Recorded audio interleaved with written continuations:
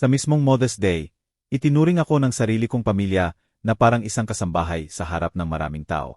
Ang kahihiyan na iyon, ay halos pumatay sa akin.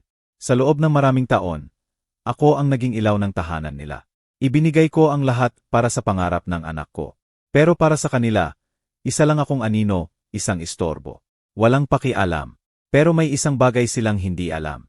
Ang buong gusaling iyon, ang kinakainan nila, ay pag-aari ko. Ang maliit na lola na tinaboy nila, ay may lihim na yaman na nagkakahalaga ng mahigit 50 milyong piso. Hindi ito simpleng paghihiganti. Ito ay pagbabalik ng aking dangal. At bibigyan ko sila ng isang aral na hinding-hindi nila malilimutan hanggang sa kanilang mga apo. Kung naranasan mo na ang ganitong klaseng sakit mula sa pamilya, i-like at i-share mo ang video na ito. At mag-comment sa ibaba, saan kayo nanonood? Gusto kong marinig ang kwento ninyo. Araw ng mga ina. Isang araw na dapat sana ay sagrado, puno ng pagmamahal at respeto. Ganoon iyon dati sa aming tahanan. Noong nabubuhay pa ang aking asawang si Ernesto. Ako si Soledad. 68 taong gulang na ako. Sa mata ng aking pamilya, isa na lang akong biyudang umaasa sa maliit na pensyon. Pero ang hindi nila alam, ako ang nagpapatakbo ng malalaking investment sa real estate. Ang araw na ito, dapat sana ay para sa selebrasyon. Naalala ko pa noong kasama ko pa si Ernesto. Tuwing araw ng mga ina, gigising siya ng maaga. Pupunuin niya ang buong bahay ng sariwang bulaklak ng sampaguita, ang paborito ko. Ang bango nito ay kumakalat sa bawat sulok ng aming munting bahay. At pagkatapos, ipapatugtog niya sa aming lumang radyo ang mga paborito naming kundiman. Ang musika, ang mga bulaklak, ang respeto. Pero 5 taon nang wala si Ernesto. At kasabay ng kanyang pagpanaw, ay ang paglisan din ng respeto para sa mga may puting buhok sa pamilyang ito. Ngayon, ako na lang ang natitira. Si Lola Soledad. Para sa aking manugang na si Lorena, para akong isang lumang muebles, isang palamuti na nakaharang sa sala, hindi isang taong may damdamin at puso. Ngayong umaga, maingat akong nag-ayos ng aking sarili. Pinili kong isuot ang aking formal na bestidang kulay krema. Luma na ito, binili ko pa sa isang boutique sa syudad maraming taon na ang nakalipas. Pero ang korte nito ay elegante pa rin. Perpekto pa rin. Isinuot ko ang brotse ng perlas na bigay sa akin ng aking ina. Siniguro kong maayos ang pagkakatali ng aking kulay pilak na buhok. Simple, pero malinis, tulad ng lagi kong gusto. Tumingin ako sa salamin. Ang nakita ko ay isang babaeng nagsumikap sa buong buhay niya. Ang aking mga kamay, may mga marka na ng katandaan. Ngunit ito ang mga kamay na buong tapang na pumirma sa mga titulo ng mga unang lupa, noong mga panahong walang naniniwala sa lugar na iyon. Ito ang mga kamay na nagtayo ng isang imperyo, ng tahimik. Maya-maya, dumating na ang aking anak na si Javier, para sunduin ako. Sakay siya ng kanyang bagong-bagong pick-up. Isang sasakyan na alam kong binabayaran pa niya ng hulugan. Dahil ang kanyang maliit na arkitektura firm ay hindi naman talaga kumikita tulad ng ipinagmamalaki niya. Pagpasok ko sa sasakyan, isang amoy ang sumalubong sa akin. Ang matapang na pabango ni Lorena. Murang pabango. Siya ay nasa passenger seat, abala sa pagtipa sa kanyang cellphone, ni hindi man lang lumingon para batiin ako ng magandang umaga, inay. Ang aking 2 apo, mga teenager na nabubuhay sa sarili nilang mundo, ay bahagya lang bumulong ng, Lola, bago bumalik sa kanilang mga screen. Walang paggalang, walang pakialam. Sa El Rint del Asador po tayo kakain, ma. Sabi ni Javier, habang tinitingnan ako mula sa rearview mirror. Nakita ko sa mga mata niya ang pamilyar na kaba, ang itsura ng isang batang na huling gumawa ng mali. Sikat na lugar daw po iyon ngayon. Eksklusibo raw. Isang maliit na ngiti ang gumuhit sa aking mga labi. Siyempre, alam ko ang lugar na iyon. Kabisado ko ang bawat metro kwadrado ng komersyo sa syudad na ito. Kahit na ang tingin ng pamilya ko sa akin ay isang matandang nabubuhay lang sa SSS pension at sa pagansilyo, ang katotohanan ay malayong malayo.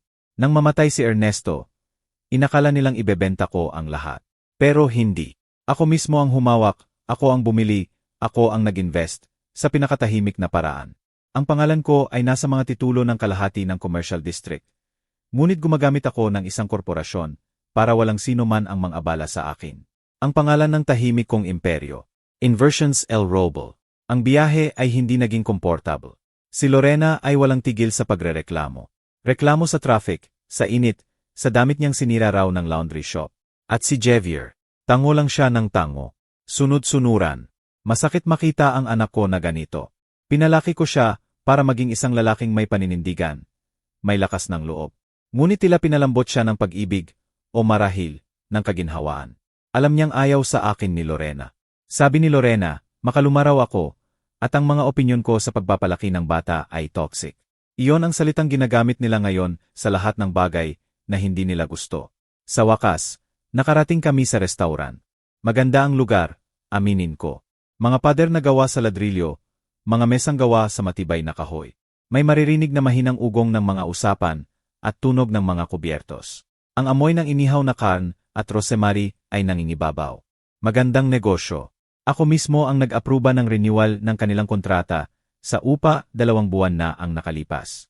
Ang may-ari, isang Ginoong Moretti, ay laging sa mga abogado ko nakikipag-usap. Hindi pa niya nakikita ang mukha ko. Ngunit sa pagdating namin, doon ko naramdaman na ang selebrasyong ito ay hindi para sa akin. Habang papalapit kami sa entrance, alam ko na mayroong hindi tama. Ang tensyon sa pagitan namin ay mas makapal pa kaysa sa usok mula sa kanilang ihawan. At sa gitna ng lahat, ako ay nag-iisa.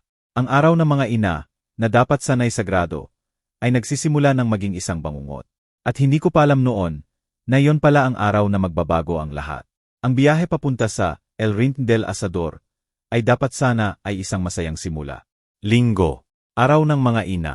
Ngunit para sa akin, mula pa lang sa loob ng bagong pick-up ni Javier, ramdam ko na ang bigat ng hangin. Hindi ito amoy ng pagmamahal o kagalakan. Ang matamis, ngunit murang amoy ng pabango ni Lorena ang bumalot sa loob ng sasakyan.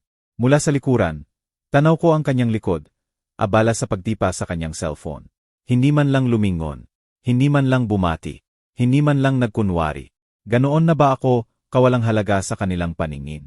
Ma, okay lang po ba kayo? Tanong ni Javier, habang tinitingnan ako sa rearview mirror. Nakita ko ang anino ng pag-aalala sa kanyang mukha. Isang kaba. Siguro, alam niya ang nararamdaman ko. O baka naman, kinakabahan lang siya sa posibleng gulo. Okay lang ako, anak, ang sagot ko. Pilit kong pinatatag ang aking boses. Ayaw kong makita niya ang sakit sa aking mga mata. Hindi ko hahayaang magwagi ang kanilang pagwawalang bahala. Ang 2 apo ko, nakaupo sa likuran. Tahimik. Hindi dahil sa respeto, kundi dahil sa abala sila sa kanilang mga gadgets. Mga earphones na nakasaksak sa tainga. Mga mata na nakatutok sa makulay na screen. Para silang mga robot. Hindi ko sila masisisi ng lubusan. Sila ang bunga ng pagpapalaki ng kanilang inang si Lorena at ng kawalan ng boses ng kanilang amang si Javier. Naalala ko pa ang aking sarili noong bata pa ako. Ang paggalang sa matatanda ay itinuturo sa bahay pa lang. Ang halik sa kamay. Ang pagmamano. Ang simpleng pagbati ng magandang umaga, Lola, na may ngiti. Sa panahong ito, tila nawawala na ang ganoong kultura. Ang loob ng sasakyan ay parang isang yelo. Malamig, walang init, walang kwentuhan. Tanging ang ugong lang ng aircon at ang mahihinang tunog mula sa mga cellphone. Pakiramdam ko, 1,000,000 milya ang layo ko sa kanila. Kahit na magkatabi kami sa isang sasakyan. Naging mahaba ang biyahe dahil sa traffic. Manila traffic. Sanay na ako sa ganoon. Sanay na ako sa matagal na paghihintay. Sanay na ako sa mga abala. Pero ang init ng araw na iyon, pati na ang init ng ulo ni Lorena sa kanyang patuloy na reklamo, ay hindi ko maipaliwanag. Ang init talaga. Sigurado akong sinira ng laundry shop ang bagong blouse ko. Ang kanyang reklamo. Javier, pakitawag nga ulit ang shop. Kailangan nilang sagutin ito. Sage, Lorena, sagot ni Javier. Ang kanyang boses, mahina. Walang tibay. Masakit sa akin nang makita ang anak kong ganoon. Ang dating mayabang at malakas kong anak, ngayon ay parang isang tuta. Sumusunod lang. Pinalaki ko si Javier na may paninindigan. Tinuruan ko siya kung paano maging matatag. Noong bata pa siya, kung may nakikita siyang mali, magsasalita siya. Ngayon ay tikom ang kanyang bibig. Tila mas mahalaga sa kanya ang kapayapaan. Ang huwag lang kalabanin ang kanyang asawa. Kahit pa ang kapalit ay ang paglapastangan sa kanyang ina. Masakit isipin. Masakit tingnan. Ngunit sa gitna ng sakit na iyon, may nagising sa aking puso. Hindi ito galit na umaapaw, kundi isang malamig na pagtitig. Isang obserbasyon. Pinagmamasdan ko ang mga kalsada, ang mga gusali, ang mga tao. Ang lahat ng ito ay pamilyar sa akin. Sa bawat commercial building na nakikita ko, may kwento ako. May bahagi ako. Ang mga lupang ito, ang mga negosyong ito, ang lahat ng ito ay bunga ng aking dugo at pawis. Ang dugo at pawis namin ni Ernesto. Nasa ganitong mga sandali ako, nagiging si Soledad M., ang negosyante. Hindi lang si Lola Soledad. Ang El Rinton del Asador ay isang magandang lugar. Alam ko, daan-daang libo ang upa nila bawat buwan. Mataas ang presyo ng bawat pinggan. Pero alam ko rin ang mga sikreto ng bawat negosyo. Ang mga kahinaan. Pagdating namin sa restaurant, puno na ang parking lot. Hindi ito nakapagtataka. Linggo. Araw ng mga ina. Maraming tao. Ang ingay ng mga tawanan, ang masayang gulo, ay bumabalot sa paligid. Wow, ang daming tao, ma. Sabi ni Javier. May ngiti sa kanyang labi. Isang ngiti na tila relief, na sa wakas ay makakalabas na kami ng sasakyan. Nga, anak, sagot ko. Ngunit sa aking isipan, may ibang tumatakbo. Tiningnan ko ang faed ng restaurant. Malinis. Moderno. Pero sa aking mga mata, nakikita ko ang hindi nakikita ng iba. Ang mga detalye ng istruktura. Ang posibleng wear and tear. Ang kalidad ng serbisyo. Alam kong nakireserba si Javier. Kaya hindi kami dapat maghintay ng matagal. Ngunit sa pagpasok pa lang namin sa main entrance, ramdam ko na ang siksikan. Ang mga tao, ang mga naghihintay. Isang matangkad na binata, may maayos na buhok at nakasuot ng uniforme ng restaurant, ang lumapit sa amin. Ang head waiter, marahil. Magandang tanghali po, Torres family, bati niya, nakangiti. Table for 5 po, tama. Nakangiti siya. Magalang. Ngunit sa likod ng kanyang ngiti, mayroon akong naramdaman. Isang pahiwatig, isang anino ng mangyayari. Ang bawat hakbang papalapit sa podyum ng restaurant ay parang isang mabigat na paghakbang sa isang yugto, isang entablado, kung saan ako ang bida o ang biktima. Hindi ko pa alam noon kung ano ang eksaktong mangyayari. Pero ramdam ko na, hindi ito magiging masayang araw ng mga ina para sa akin. Ang hudyat ay naroon na. Ang lamig mula sa aking pamilya ay mas matindi pa sa aircon ng restaurant. Ang sakit ay nagsisimula pa lang. At sa bawat pamilyang nakikita kong masayang nagmamano, masayang nagkukulitan, mas lalong lumalalim ang kirot sa aking puso. Hindi para sa akin, kundi para sa aking anak. Para sa kanyang pagkatao na nagbago. Para sa kanyang pagiging bulag sa katotohanan. Ang araw na ito ay magiging isang pagsubok. Isang pagsubok kung hanggang saan ang aking pasensya. Isang pagsubok kung hanggang saan ang kanilang kawalang-galang.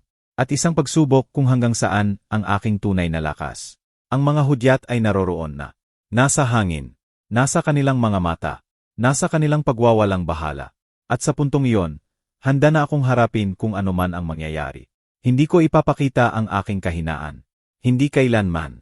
Naramdaman ko ang paglamig ng aking mga kamay. Ngunit ang aking puso ay nagsisimulang maging bakal.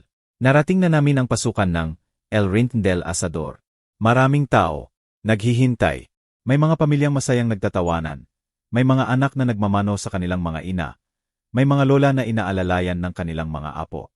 Ang gulo, ang ingay, ang saya, ay tila sumasalungat sa bigat na nararamdaman ko.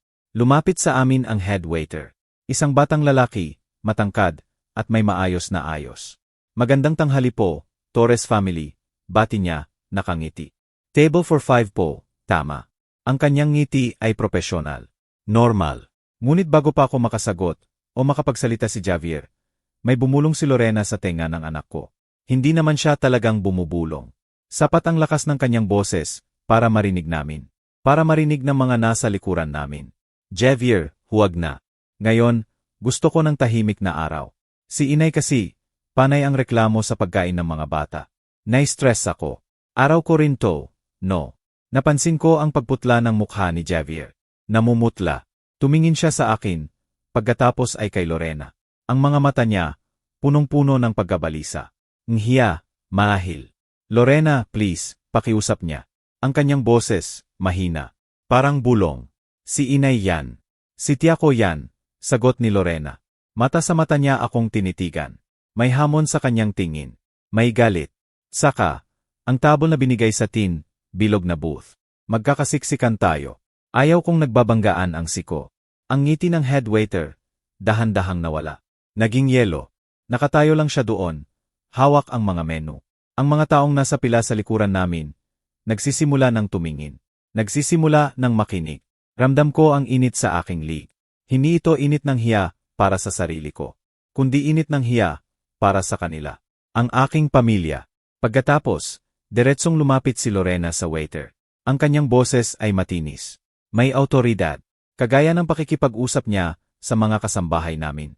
Binata, utos niya, may pagbabago. Siya, sabay turo sa akin gamit ang kanyang mahabang kuko na may acrylic. Matatalim ang kanyang kuko. Hindi kasama sa main table namin. Dalhan siya ng hiwalay na mesa. Maliit lang. Parang huminto ang mundo sa loob ng isang segundo. Kumindat ang head waiter. Gulat na gulat. Pardon po, ma'am. Separate table. Pero Mother's Day po ngayon. May pahiwatig ng pagtataka. Ng pag-aalangan. Nagsasalita ba ako ng Chinese? Putol ni Lorena. Tumaas ang boses niya. Hindi na ito bulong. Hindi na rin ito simpleng utos. Gusto namin ng family privacy. Ilagay siya sa ibang mesa. At huwag masyadong malapit sa amin, please. Sa aking pagbilang, halos 30 ulo, ang sabay-sabay na lumingon sa gawin namin. Ramdam ko ang kanilang mga tingin. Parang mga karayom na nakasaksak sa aking likod. May awa sa ilang mata. May pagtataka sa iba. Pero sa karamihan, puro kuryosidad. Morbid curiosity. Tumingin ako kay Javier. Naghihintay. Umaasa. Sana ay may gawin siya. Sana ay ipagtanggol niya ako. Sana ay sapakin niya ang mesa. Sana ay hawakan niya ang aking braso at hilahin ako palayo. Iyon ang ginagawa ng isang anak. Pero hindi. Yumuko si Javier. Nag-ayos ng kurbata. Tumingin sa sahig. Hindi niya kayang tignan ang aking mga mata. Ang anak ko, hindi niya kayang ipagtanggol ang sarili niyang ina. Gawin mo na lang po ang sinasabi ng asawa ko. Please. Bulong niya sa waiter. Ang kanyang boses, halos hindi marinig. Ang katahimikan. Pagkatapos ng mga salitang iyon, ang katahimikan ang pinakamasakit. Mas masakit pa sa anumang sigaw. Ang sarili kong anak. Ang batang pinagamot ko ang mga galos sa tuhod. Ang binatang pinag-aral ko sa kolehiyo, sa pagtitinda ng empanada, sa pananahin ng damit ng ibang tao, noong panahong hirap na hirap kami ni Ernesto. Ang lalaking ay, dinala ko ng waiter sa isang maliit na mesa. Sa pinakadulo, sa isang sulok, malapit sa swinging doors ng kusina. Ang pakiramdam ko, para akong itinago. Itinapon. Ang upuan ko ay matigas. Plastic. Hindi kagaya ng malambot at maluwag na booth na ipinili ni Lorena para sa kanila. Sa bawat pagbukas ng pinto ng kusina, sumasalubong sa akin ang usok. Ang amoy ng mantika. Ang ingay ng mga kawali. Ang sigawan ng mga kusinero. Dalhan ko na lang po kayo ng menu, ma'am. Bulong ng batang waiter. Ang kanyang mga tainga ay namumula. Ramdam ko ang kanyang hiya para sa kanilang ginawa sa akin.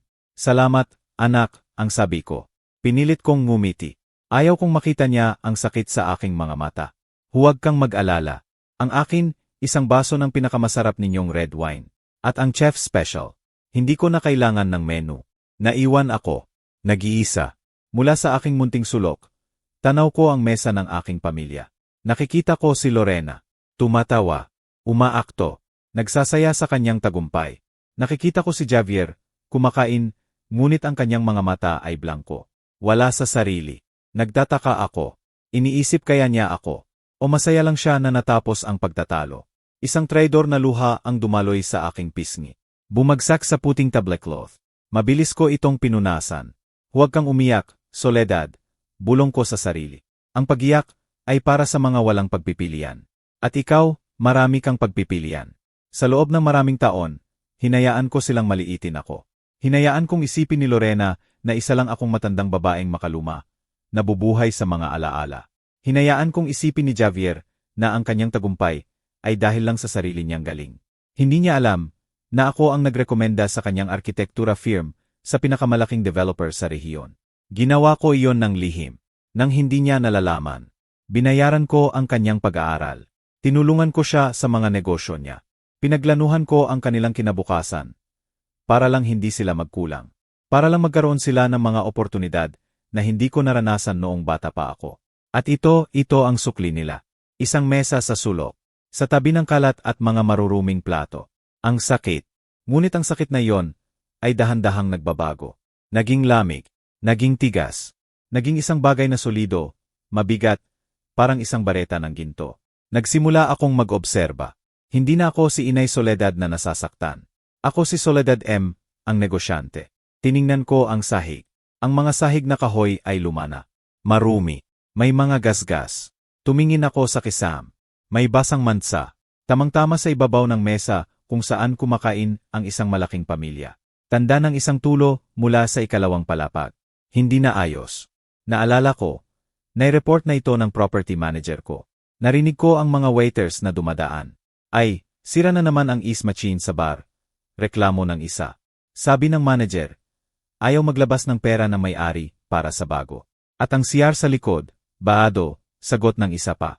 Kailangan ng tumawag ng tubero agad-agad. Baka umabot ang amoy dito sa maindining aya. Interesante. Napaka-interesante. Ang El Rintindel Asador, nagbabayad sila ng malaking upa. Sa kontrata na pinirmahan ko, mas tama, na pinirmahan ng aking legal representative sa ilalim ng aking mahigpit na instruksyon, malinaw na nakasaad na ang maintenance ng interior facilities ay responsibilidad ng umuupa. Pero ang structural improvements, sa akin yon.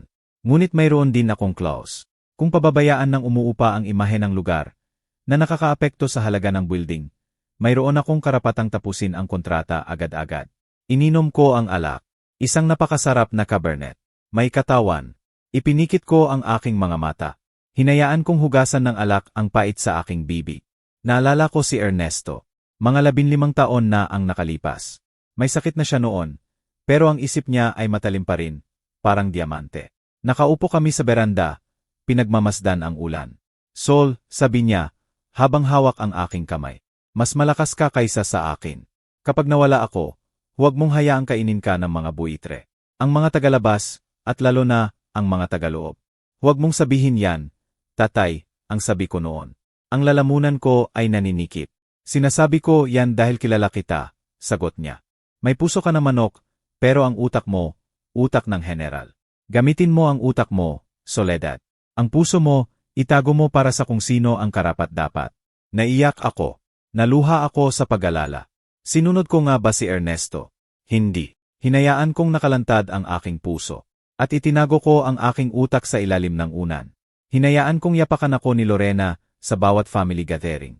Pinupunan niya ang aking damit, ang aking pagkain, ang aking pagsasalita. Ay, Soledad, inay, napaka-old school mo naman. Ay, inay, huwag na po kayong makialam sa mga modernong bagay.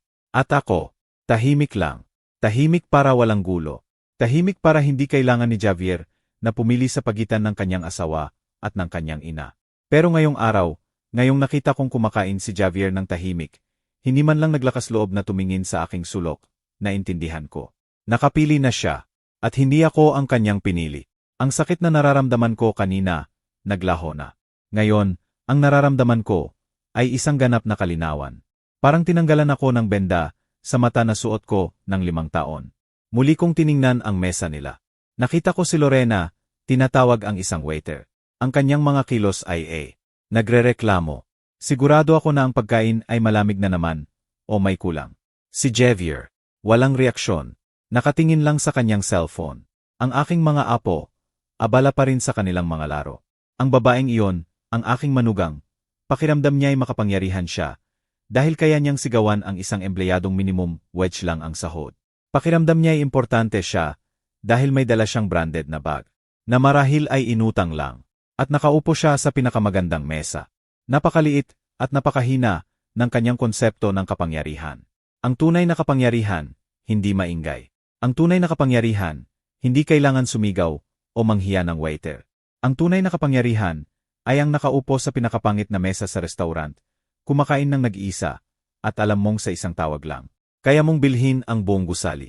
Palisin ang lahat ng tauhan. At gawing parking lot ang restaurant, kung gugustuhin mo. Ang pagkakaiba ng tingin nila sa akin, at kung sino talaga ako, ay nagbigay sa akin ng kakaibang kasiyahan. Para akong may baha na alas sa isang laro ng poker, kung saan ang lahat ay nandadaya. Ininom ko muli ang alak. Kailangan kong ayusin ang plano. Hindi sapat ang basta-basta na lang magpakilala. Magiging bastos iyon. Parang pagmamayabang lang. Hindi. Kailangan kong magbigay ng aral. Isang aral ng kapakumbabaan para kay Lorena. Isang aral ng pagkalalaki para kay Javier. At isang aral sa serbisyo sa customer para kay Ginoong Ramirez. Tiningnan ko ang batang waiter na nagdala ng aking alak. Mahinahon akong nagsign sa kanya. Si Miguel. Ang batang may mabait na mata. Mabilis siyang lumapit. Ma'am, okay lang po ba ang inyong steak, tanong niya. Masarap, anak, sagot ko. Salamat. Ano ang pangalan mo? Miguel po, ma'am. Sa serbisyo ninyo. Miguel, sabihin mo sa akin. At gusto ko, maging tapat ka. Walang mangyayari sa iyo. Pangako ko. Nagpahinga ako ng kaunti. Aano kayo tratuhin ng manager ninyo? Si Ginoong Ramirez. Nag-alangan si Miguel. Tumingin sa kaliwa. Tumingin sa kanan. Kinakabahan. Trabaho lang po, ma'am. May magandang araw, may masamang araw po. Huwag kang magsinungaling sa akin, Miguel, ang sabi ko. May mga apo akong kaedad mo. Alam ko kapag may binubuhat ang isang binata na hindi niya dapat buhatin. Nakita ko kung paano niya kinausap ang cashier kanina. Bumuntong hininga si Miguel. Bumaba ang kanyang mga balikat. Parang may inalis na mabigat na pasanin. Sa totoo lang po, ma'am, mahirap po. Binabawasan po niya ang aming tips kapag may nabasag. Kahit na aksidente. Pinagdo-double shift po kami nang walang extra bayad. At lagi po niyang sinasabi na kung ayaw namin, umalis na lang daw po kami. Dahil may 100 pa raw na naghihintay sa labas. Sabi niya, mataas daw po ang demand ng may-ari ng building. Mabilis kong pinigilan ang aking mga labi. So, ginagamit ni Ramirez ang aking pangalan o ang pangalan ng aking kumpanya para bigyang katwiran ang kanyang panunupil. Ang may-ari raw ang may demand. Sinungaling. Kailanman ay hindi ko hiningi na pagsamantalahan ang sinuman. Naiintindihan ko, sabi ko ng mahinahon. Salamat sa pagbabahagi, Miguel. Malaking tulong ito. Kinuha ko ang aking maliit na notebook at ballpen mula sa aking purse. Sinulat ko, Review Payroll and Labor Conditions of Service Staff in Renewal Contract. Surprise Audit, Monday, 8:02 AM. Pinunit ko ang papel at inilagay sa bulsa ko. Ito ay para sa akin. Pagkatapos, tinitigan ko si Miguel.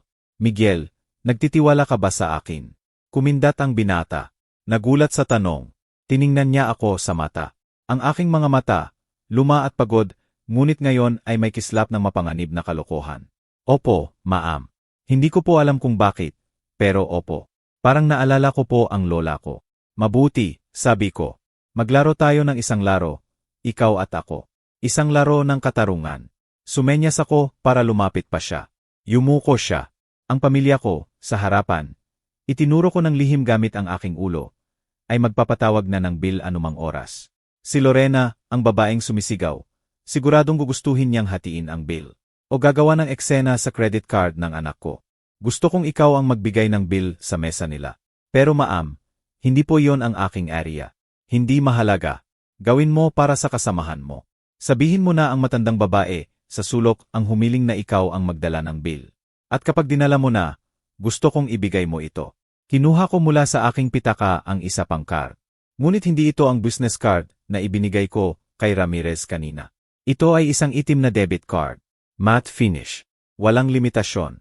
Isa sa mga cards na ibinibigay lang ng bangko sa iyo kapag mayroon kang investment na umabot sa 7 numero. Ang Black Card Corporate ng Inversions El Robo. Gusto niyo pong bayaran ang bill nila, tanong ni Miguel. Naguguluhan. Oh, hindi, anak. Diyos ko, hindi. Natawa ako ng tahimik. Hindi ko babayaran ang pagkain nila. Babayaran ko ang restaurant. Tiningnan ako ni Miguel. Para akong nababaliw. Paano po? Makininig ka ng mabuti, sabi ko. Si Ginoong Ramirez, nasa opisina niya ang business card ko. Tama. Ang ibinigay ko sa iyo kanina. Opo, iniwan niya sa lamesa niya. Pero sa tingin ko, hindi pa po niya nababasa ng maayos. Kasi po, sumisigaw po siya sa telepono.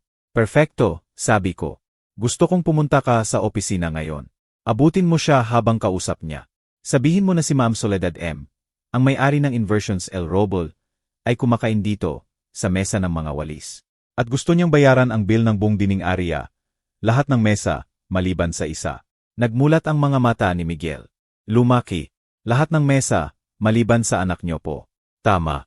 Gusto kong ilibre ang pagkain ng lahat ng mga inang nagsiselebrate doon. Ang babaeng may umiiyak na sanggol. Ang lola na naka-wheelchair sa entrance. Lahat sila.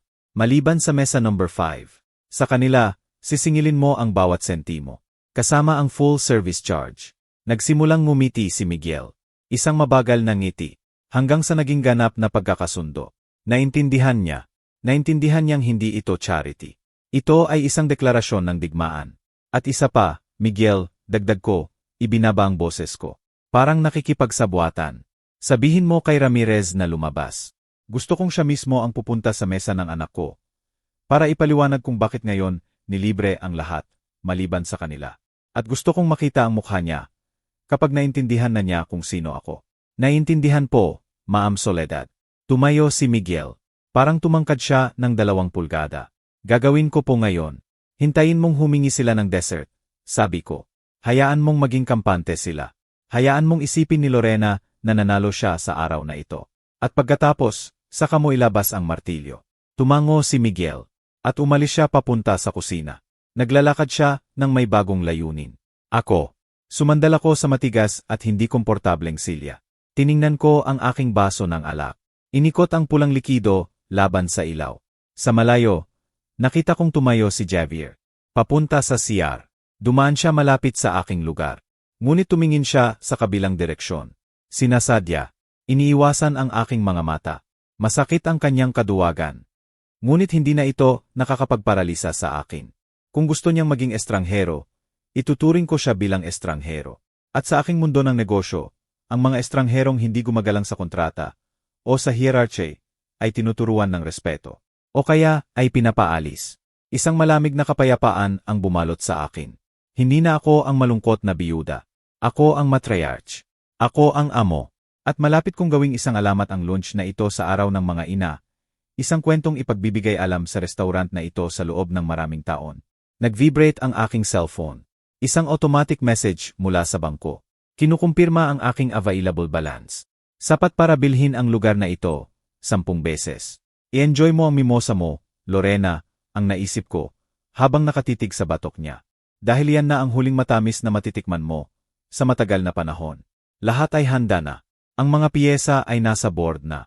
Ang hari o sa kasong ito, ang manager, ay hindi pa nakakaalam, na ang reyna ay nakacheckmate na, mula sa pinakamadilim na sulok ng dining area. Nakita ko si Miguel. Umalis siya patungo sa kusina. Sa likod ng swinging door, ang kanyang paglalakad ay biglang nagkaroon ng layunin. Hindi na siya ordinaryong waiter. Siya ay aking mensahero. Isang malamig na kapayapaan ang bumalot sa akin. Wala na ang galit. Wala na ang sakit. Ang tanging nararamdaman ko ngayon ay ang kaba ng isang taong malapit ng maglaro ng malaking laro. Ako ang reyna. Umorder ako ng 1 tasa ng espresso. Kailangan ko ang pait at anghang ng kape. Para manatiling alerto. Mula sa aking sulok, nakikita ko ang lahat. Ang bawat galaw. Si Javier, halos hindi pa rin ginagalaw ang kanyang pagkain. Nagdurusa siya. Tahimik. Duwag. Si Lorena naman, nasa rurok ng kanyang pagmamataas. Akala niya, siya ang reyna ng sayawan. Hindi niya alam, ang orkestra ay malapit ng tumigil sa pagdugtog para sa kanya. Ang oras, dahan-dahan. 5 minuto. 10 minuto. Ang pinto ng opisina ng manager, nakasarado pa rin. Nagdaka ako. Tumatawag kaya si Ramirez sa bangko para i-verify ang card ko. Malamang. Pero bigla, nagbago ang dynamics sa dining area. Hindi kapansin-pansin. Ang mga waiters, nagsimulang magpabagal ng lakad malapit sa opisina. Ang bulong-bulungan, nagsimula ng kumalat. At pagkatapos, bumukas ang pinto ng opisina ng manager. Bigla, lumabas si Ginoong Ramirez. Namutla siya, para siyang itinulak. Sa isang kamay, hawak niya ang aking business card. Sa kabilang kamay, hawak niya ang aking itim na card. Ang kanyang mga mata, hinahanap ang sulok. Hinahanap ang mesa ng walis. Hinahanap ang may-ari. Nang magsalubong ang aming mga tingin, nakita ko kung paano bumagsak ang kanyang panga. Lumunok siya ng napakalakas. Ma'am Soledad. Doña Soledad, bulong niya. Ang kanyang boses, basag. Nanatili akong nakaupo. Upo ka, Ramirez, utos ko. Mahina ang aking boses. Nag-alangan siyang umupo. Ma'am, please po, hayaan niyo po akong ilipat kayo. Huwag na ang drama, Ramirez, putol ko. 1 oras na ako dito. Nakita ko na ang lahat. Ang tulo sa kisam. Ang baradong CR. Ang reklamo ng mga waiter. At kung paano mo sila tratuhin. Alam ko rin kung sino ang nagpilit na ihiwalay ako. Namutla lalo si Ramirez. Hindi ko po alam. Si Ma'am Lorena po ang nagpilit. Alam ko. At ikaw, bilang manager, dapat ay hindi mo pinayagan ang diskriminasyon sa aking building. Hayaan natin yan para sa meeting sa Loons. Kung saan didesisyunan natin kung may trabaho ka pa o wala. Parang iyak na si Ramirez. Kahit ano pong sabihin ninyo, Ma'am Soledad, gagawin ko po ang lahat para maitama ito. Ngumiti ako. Iyon ang mga salitang hinihintay ko. Mabuti, Ramirez. Magkakaroon tayo ng kasunduan. Gusto mong panatilihin ang iyong kontrata. At gusto kong ipagdiwang ang araw ng mga ina ng tama. Opo, opo. Ano po ang gusto ninyo? Hindi ko gagamitin ang card na ito. Itinuro ko ang itim na plastic. Bayaran mo ang bill ng lahat ng mesa na kasalukuyang okupado sa restaurant na ito. Gulat si Ramirez. Lahat po. Libo-libo po iyan. Sa tingin mo ba, nag-alala ako sa pera? Hindi po. Kung gayon, ilibre mo ang lahat. Pupunta ka sa bawat mesa. Sabihin mo sa kanila na ang Inversions El Roble ay nagbibigay ng regalo. Libre ang kanilang pagkain dahil sa araw ng mga ina. Gusto kong pumalakpak ang mga tao. Gusto kong maging masaya sila. Naintindihan mo? Opo, ma'am. Pero may isang exemption. Tumigas ang aking boses. Ang mesa number 5. Sa mesa na yon, hindi mo ililibre, pati tubig. Gusto kong singilin mo sila lahat. Ang service charge, ang mga inumin, pati na ang hangin na nilalanghap nila. Nanlaki ang mga mata ni Ramirez. Nagsimula siyang maintindihan ang laro. At kung magtanong sila kung bakit bulong niya, sabihin mo sa kanila na ang promosyon ay para sa mga inang kumakain kasama ang kanilang mga anak. At ang may-ari ng building ay may mahigpit na patakaran sa mga walang utang na loob. Tumango si Ramirez. May takot sa kanyang mga mata, pero may kislap din ng paghanga. At isa pa, Ramirez, dagdag ko. Bago ka magbigay ng balita, dalhan mo ako ng isa pang baso ng Cabernet na iyon. At tawagin mo si Miguel. Siya ang magiging lingko sa nalalabing bahagi ng hapon. Sa inyo pong utos, Ma'am M. Umalis si Ramirez. Halos tumakbo siya. Nagsimulang magbago ang ambience ng restaurant. Lahat ay handa na. Ang hari ay hindi pa nakakaalam. Ngunit ang reyna ay nakacheckmate na mula sa pinakamadilim na sulok ng dining area. Tapos ng TMEM thermidor sa plato ni Lorena. Mula sa aking sulok, nakita ko siya. Mayabang na pinupunasan ang labi. Si Javier, malayo ang tingin, blanco. Lumapit si Miguel sa kanilang mesa. Seryosong hawak ang bill. Ang bill. At bilisan mo, utos ni Lorena, hindi man lang tiningnan si Miguel. At siguraduhin mong i-apply yung promotion ninyo. Nakita ko ang katabing mesa. Wala silang binayaran. Mother's Day yon, di ba? Inilapag ni Miguel ang folder. Narito po, Ginoo, sabi niya kay Javier. Binuksan ni Javier ang folder. Nanlaki ang kanyang mga mata. Lorena, bulong niya. Magkano ang tiyampag na iyon? Dinagit ni Lorena ang folder. 8,500 pesos. Sigaw niya. Magnanakaw kayo. Nasaan ang komplementary? Lahat ng tao umaalis ng walang bayad. Gusto kong kausapin ang manager. Ito na. Sinalamatan ko si Ramirez. Si Ginoong Ramirez, ngayon ay may tiwala, ay lumapit. May problema po ba sa serbisyo? Ma'am, tanong niya. May problema. Sabi ni Lorena. Bakit kami siningil ng 8,000 piso? Bakit hindi in-apply ang promotion? Ang Mother's Day promotion po, paliwanag ni Ramirez, ay direkta mula sa Inversions El Roble, ang may-ari po ng ari-arian. Ang utos po ay ilibre ang lahat ng ina na nagsiselebrete ng may pagkakaisa at respeto. May malinaw pong exemption para sa mesa number 5. Kami ay pamilya. Sino ang may-ari na yan para husgahan kami? Sigurado akong isang matandang maasim. Abogada ako. Kaya kong kasuhan ang lugar na ito. Sigaw ni Lorena. Hindi na po kailangan nakasuhan ninyo ako. Lorena, sabi ko. Ang aking boses ay humiwa sa hangin. Lumabas ako mula sa aking sulok. Tuwid ang aking likod. Ang mga waiters, humawi. Si Javier, nagulat, tumayo. Ma'am, tanong niya. Ano po ang ginagawa ninyo? Hindi ako upo, Javier, sagot ko. Naupo na ako sa sulok, sa tabi ng basurahan, kung saan akala ninyo ako nabibilang. Please, Soledad, putol ni Lorena. Huwag na kayong magsimula sa drama. Nagtatalo kami ng manager. Balik na lang kayo sa inyong sulok. Manahimik ka, ma'am. Putol ni Ramirez.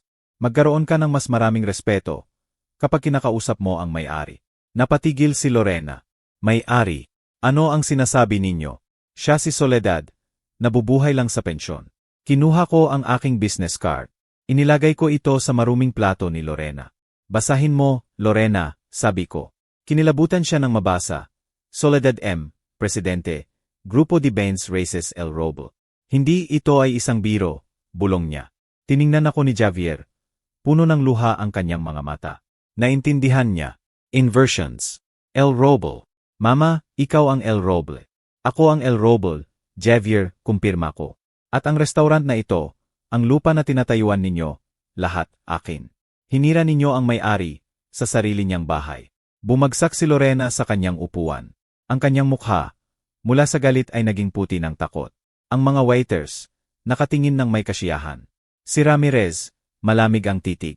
At ako, puno ng pagkabigo. Nang lumapag ang aking business card sa maruming plato ni Lorena, ang katahimikan sa loob ng restaurant ay parang isang mabigat na kumot na bumalot sa lahat. Tiningnan ni Lorena ang card. Basag ang kanyang tingin. Hindi siya makapaniwala. Hindi ito ay isang biro, bulong niya. Umiling siya. Nanginginig ang kanyang mga kamay. Javier, pinagprint lang ito ni inay sa printing shop. Diba? Isa lang to sa mga kalokohan niya dahil sa edad niya. Ang anak ko, si Javier. Tiningnan niya ako. Ang kanyang mga mata, punong-puno ng luha. Hindi ito luha ng kalungkutan. Ito ay luha ng pagkilala. Ang mga piraso ng puzzle sa kanyang buhay ay nagsisimulang magkabit-kabit sa kanyang isipan. Napakabilis. Ang mga misteryosong kliyente na dumarating sa kanyang opisina. Ang mga kredito na magik na na-approve noong siya'y nasa bingit ng pagkalugi. Ang mga anonymous na rekomendasyon. Ang mga pagtatago sa likod ng malalaking pangalan ng developer. Inversions. El Roble, sabi ni Javier. Basag na basag ang kanyang boses. Ang office building sa sentro, ang bagong commercial plaza. Mama, ikaw ang El Roble. Ang tingin ko sa kanya ay matatag. Hindi ko inalis ang aking mga mata. Ako ang El Roble, Javier, kumpirma ko. Ang bawat salita ay parang isang patak ng yelo. Malamig, matatalim. At ang restaurant na ito, ang lupa na tinatayuan ninyo, ang mga pader na nakapalibot sa inyo, lahat akin. Huminga ako ng malalim. Si Ginoong Ramirez, nagtatrabaho para sa akin. Si Miguel, nagtatrabaho sa aking building. At kayo, hinira ninyo ang may-ari sa sarili niyang bahay. Bumagsak si Lorena sa kanyang upuan. Para siyang pinutulan ng tali. Ang kanyang mukha, mula sa galit, ay naging puti ng takot. Sa loob lang ng ilang segundo. Napakabilis. Tumingin siya sa paligid. Ang mga mata niya, puno ng desperasyon. Walang kakampi. Ang mga waiters, nakatingin ng may hindi maitagong kasiyahan. Si Ginoong Ramirez, nakatitig ng malamig. At ako, tiningnan ko siya ng may pagkabigo. Isang pagkabigo na mas mabigat pa sa galit. Pero inay, simula ni Lorena. Ang kanyang boses, naging matinis. Naging mapakiusap. Hindi ninyo naman sinabi sa amin. Kami akala namin, alam ninyo na, stress lang kami. Ang mesa kasi, maliit. Ang mesa ay perpekto, Lorena, putol ko. Ang aking boses, matatag. Ang maliit, ay ang puso mo. Pagkatapos, bumaling ako kay Javier. Ang aking anak, ang lalaking pinalaki ko. At ikaw, Javier, sabi ko. Yumuko siya. Hindi niya kayang tignan ang aking mga mata. Pinayagan mong tratuhin ng asawa mo ang nanay mo, na parang isang pulubi. Pinayagan mong itago ako. 30 tao ang nakakita kung paano nila ako inilabas dito. At wala kang sinabi. Kinain mo ang iyong karne, ininom mo ang iyong alak, habang ang iyong ina ay nakaupo ng nag-iisa, nakikinig sa sigawan mula sa kusina. Ma, patawad po, bulong ni Javier. Ang kanyang boses, basag. Hindi ko po sinasadya. Si Lorena kasi. Sinubukan ni Javier na hawakan ang aking kamay. Pero umatras ako. Isang hakbang. Huwag mo akong hawakan, sabi ko. Malamig ang aking boses. Hindi na ako ang inay na nagpapagaling sa iyong mga galos. Ngayon, ako ang negosyante na nag-evaluate ng isang masamang investment. Huminga ako ng malalim. At sa kasamang palad, anak ko, ikaw, ay naging isang napakahinang investment. Lumapit si Ginoong Ramirez. Isang hakbang. Ramdam niya na ito na ang sandali. Ang sandali ng hatol. Ma'am Soledad, sabi ni Ginoong Ramirez. Gusto po ba ninyong isama ko ang bill ng mesa number 5 sa complimentary ng restaurant? Ngayong malinaw na po ang lahat. Ang katahimikan ay ganap. Tiningnan ako ni Lorena. May pag-asa sa kanyang mga mata. Ang pamilyar na tingin na yon, ang tingin na ginagamit niya kapag humihingi siya ng pera. Ang tingin na hindi niya kailanman ibinalik. Tumingin sa akin si Javier, may pakiusap. Ngumiti ako. Isang ngiting malungkot. Ngunit matatag. Hindi, Ramirez, sagot ko. Ang aking boses, malinaw. Umalingaw-ngaw sa buong restaurant. Ang charity, nagsisimula sa bahay, sabi nila. Pero ang respeto, ay pinagkakakitaan. Hindi nila pinaghirapan ang respeto ngayon. Sisingilin mo sila ng lahat. Walang labis. Walang kulang. Lahat. At gusto kong bayaran nila iyon, ngayon din. Napaunggol si Lorena. Isang tunog ng pagdurusa. Kinapa ni Javier ang kanyang pitaka. Ang kanyang mga kamay, nanginginig. Ma, ang card ko, nasa limit na po, bulong niya. Napahiya. Ang renovation sa kitchen. Ang biyahe ni Lorena, hindi po kakayanin ng 8,500 pesos. Hindi yan ang problema ko, Javier, sagot ko. Ikinrus ko ang aking mga braso. May dalawa kang pagpipilian. Bayaran mo o maghugas ka ng pinggan. Tiningnan ko siya ng matalim. At dahil sa bundok ng maruruming plato sa kusina, dahil nilibre ko ang 100 tao, ipinapayo ko sa iyo na humanap ka ng paraan para makabayad. Ito ay walang kwenta. Sumabog si Lorena. Sinusubukan niyang muling makakuha ng kontrol. Javier, ang anak mo. Hindi mo ito magagawa sa amin. May milyon-milyon ka, sa pagkakaalam ko. Anong klaseng ina ang gagawa nito? Yumuko ako sa mesa. Ipinatong ko ang aking mga kamay sa mantel na puno ng sarsa. Ang aking mukha, ilang sentimetro lang ang layo sa kanya. Nakita ko ang tunay na takot sa kanyang mga dilat na mata. Anong klaseng ina, bulong ko? Ang aking boses, puno ng apoy. Ang klaseng ina na nagturo sa iyo, na sa buhay, lahat ay may presyo. Lorena, gusto ninyo ng privacy, di ba? Siya ay kumakain ng hiwalay, sabi mo. Mabuti. Ang privacy ay may bayad. Ang exclusivity ay may bayad. At ngayon, ang aral na ito ay magkakahalaga ng 8,500 pesos. Itinuwid ko ang aking sarili. Tiningnan ko si Ginoong Ramirez. Kung hindi ma-approve ang card, sabi ko, tumawag ka ng pulis. Tangkang pandaraya. Pagkonsumo ng walang pondo. Hindi ako gusto ng paboritismo. Ma, sigaw ni Javier. Takot na takot. Hindi po kayo pwedeng tumawag ng pulis. Arkitekto po ako. Ang reputasyon ko. Ang iyong reputasyon, natapos, sa sandaling yumuko ka, at hinayaan mong hiyain ang babaeng nagbigay sa iyo ng buhay, hatol ko. Tumalikod ako. Hindi ko na kailangan pang makita. Alam kong si Javier ay makakahanap ng paraan para makabayad. Tatawag siya ng kaibigan. Manghihiram siya ng pera. O gagamitin niya ang kanyang emergency credit card na inilaan niya para sa buhay o kamatayan. Ito ay buhay o kamatayan. Ito ang kamatayan ng kanyang kaginhawaan. At ang pagsilang ng aking kalayaan. Lumabas ako ng restaurant. Sa pagdaan ko sa mga mesa, kung saan masayang kumakain ang mga pamilya ng kanilang libreng dessert, nagsimula silang pumalakpak. Una, mahina lang. Pagkatapos, dumami. Alam nila na ako ang lihim na nagbigay ng regalo. At kahit hindi nila naintindihan ang buong drama, naintindihan nila na may katarungang nangyari. Isang matandang babae, nakaupo sa wheelchair malapit sa pinto. Hinawakan niya ang aking braso. Mahinahon. Pagpalain ka ng Diyos, Maam, sabi niya. Puno ng luha ang kanyang mga mata. Salamat sa pagkain. At salamat sa pagtindig sa sarili mong karapatan. Minsan kasi, nakakalimutan ng mga anak kung sino ang nagturo sa kanilang lumakad. Hinawakan ko ang kanyang kamay. Mahigpit. Puno ng pagmamahal. I-enjoy ninyo po ang araw ninyo, Maam. Lumabas ako ng restaurant. Patungo sa lobby, kung saan masariwa ang hangin. Mula sa aircon. Sa likod ko, narinig ko ang kaguluhan sa mesa number 5. Narinig ko si Lorena. Umiyak. Sinisisi si Javier. Narinig ko si Javier. Sumisigaw. Sa unang pagkakataon, sinabihan si Lorena na tumahimik. Narinig ko ang tunog ng isang card na nireject ng terminal. At ang boses ni Ramirez, walang awa. Nagdedemanda ng isa pang paraan ng pagbabayad. Tumakbo si Miguel, papalabas. Bago pa ako makalabas ng glass doors. Maam Soledad. Maam Soledad. Huminto ako. Lumingon. Ang binata, maliwanag ang mga mata. Dahil sa emosyon. Opo, Miguel. Maam, iyon po ang pinakakahangahangang nakita ko sa buong buhay ko. Ngumiti siya. Malawak. Si Ginoong Javier po, tumatawag na ng business partner para i-transfer ang pera. Wasak na wasak po sila. Minsan, sabi ko, kailangan nating gibain para muling makapagtayo. Miguel, sa arkitektura at sa pamilya. Kinuha ko ang 1,500 piso mula sa aking pitaka. Iniabot ko sa kanya. Ito, para sa iyo. Dahil sa iyong pagiging mapagkakatiwalaan.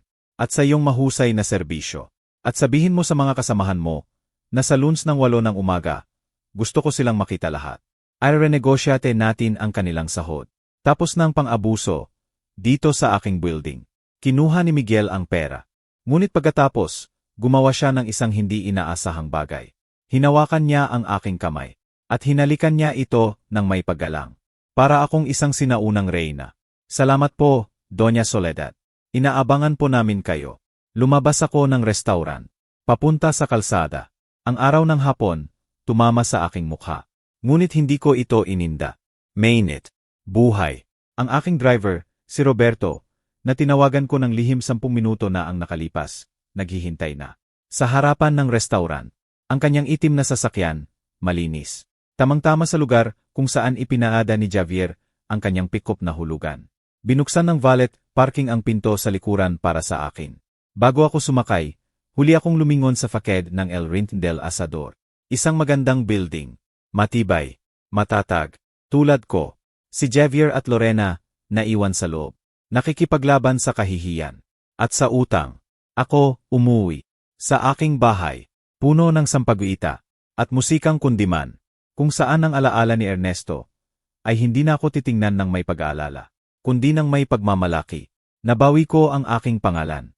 Nabawi ko ang aking kapangyarihan. At kahit na kumain ako ng nag-iisa sa isang sulok, hindi ko kailanman naramdaman na ako ay mas buo. Dahan-dahang umandar ang sasakyan. Saan po tayo? Maam tanong ni Roberto. Tumingin ako sa bintana. Nakita ko ang silhouette ni Javier. Gumagalaw. Desperado. Sa loob ng restaurant. Sa opisina, Roberto, sagot ko. Kailangan kong mag-draft ng bagong kontrata sa upa. At sa tingin ko, kailangan ko ng napaka-espesyal na clause. Tungkol sa karapatan sa pagpasok ng mga manugang na walang utang na loob. Habang papalayo ang sasakyan, alam ko, hindi ito ang katapusan. Ito ay simula pa lang. Ang tunay na pamamahala ng aking imperyo. Si Javier, kailangan niyang lumapit sa akin. Kailangan niyang magpakumbaba. At kapag ginawa niya iyon, malalaman niya na ang pinto ng Inversions El Roble ay mabigat at mahirap buksan para sa mga walang dalang susi ng kapakumbabaan. 3 buwan ang nakalipas.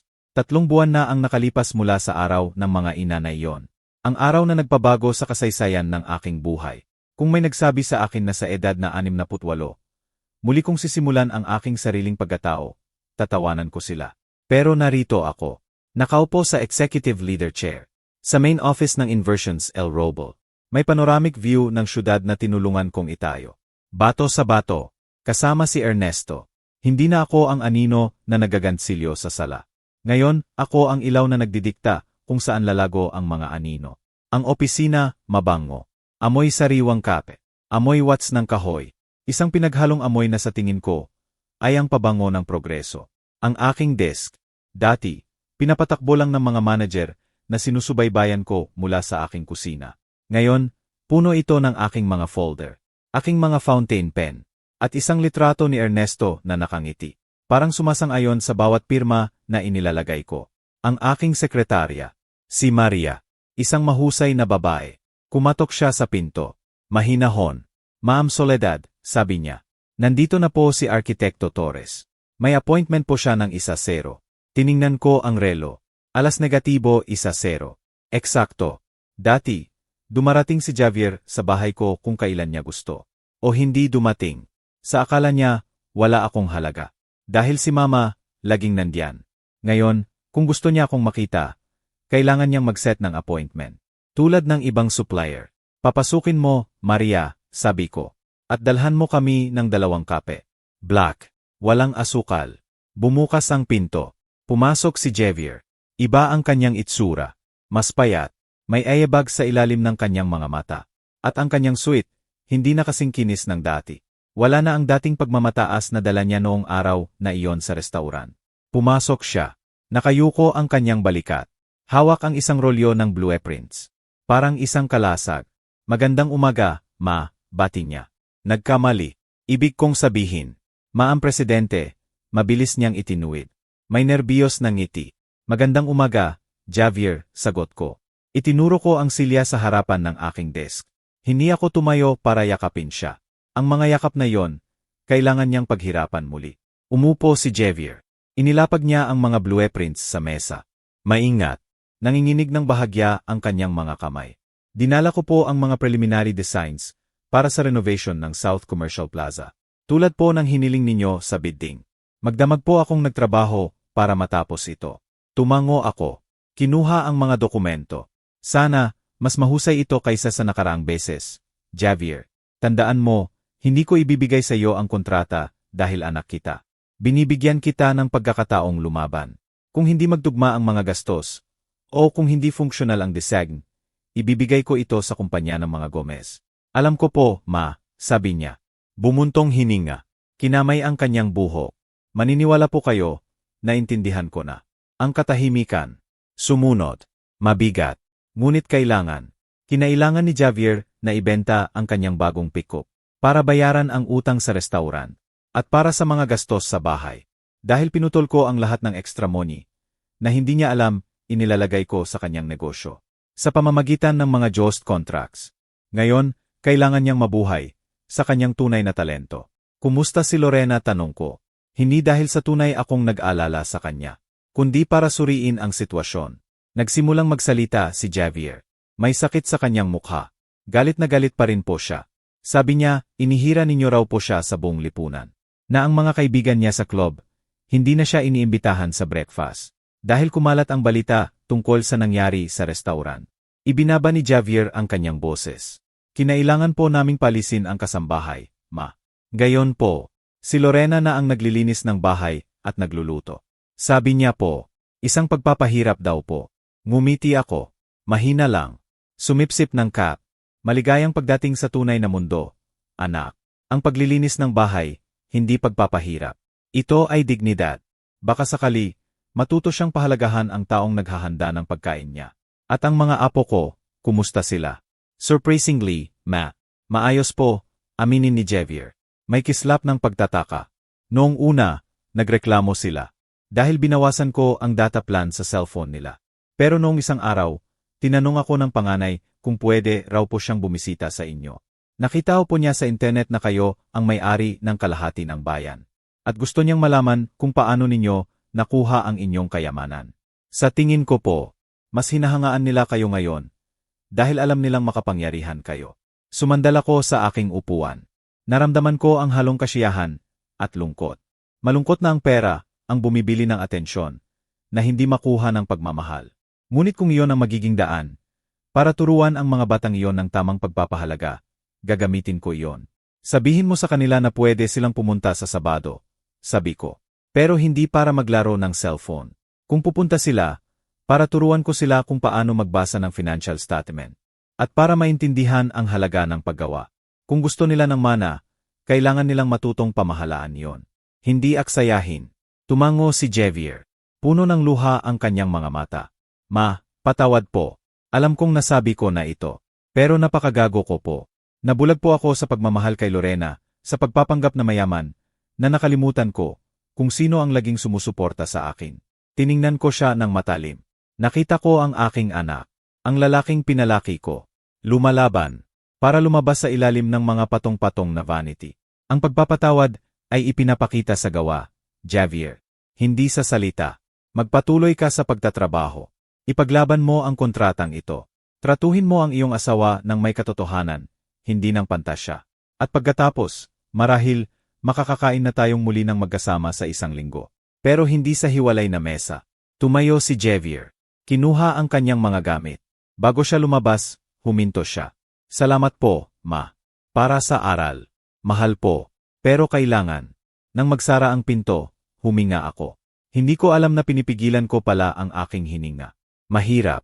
Ang puso ng isang ina, gustong tumakbo. Gustong bigyan siya ng tsek. At sabihing, ayos lang ang lahat. Ngunit ang ulo ng isang matriarch, alam niyang iyon, ay hahantong lang sa walang hanggang pagkabigo. Tama nga si Ernesto. Ang matalinong pagmamahal, minsan, masakit.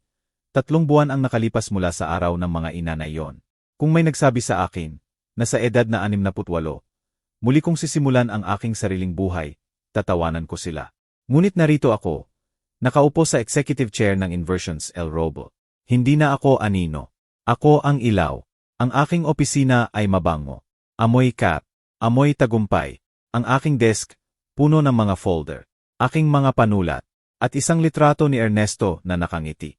Pumasok si Javier. Payat. May eyebags. Nakayuko. Hindi na siya ang dating mayabang. Maang presidente, bati niya. Nag-a-apply siya para sa isang bagong kontrata. Hindi ko ibibigay sa iyo ang kontrata dahil anak kita, sabi ko. Binibigyan kita ng pagkakataong lumaban. Nalaman ko mula kay Javier ang kalagayan ni Lorena. Nagagalit pa rin. Ngayon ay siya na ang naglilinis at nagluluto. Isang pagpapahirap daw. Maligayang pagdating sa tunay na mundo, sagot ko. Ang paglilinis ay dignidad. Ang aking mga apo, surprisingly, ay maayos. Mas hinahangaan na nila ako ngayon. Dahil alam nilang makapangyarihan ako. Sabihin mo sa kanila na pwede silang pumunta sa Sabado, sabi ko. Pero para turuan ko sila sa halaga ng trabaho.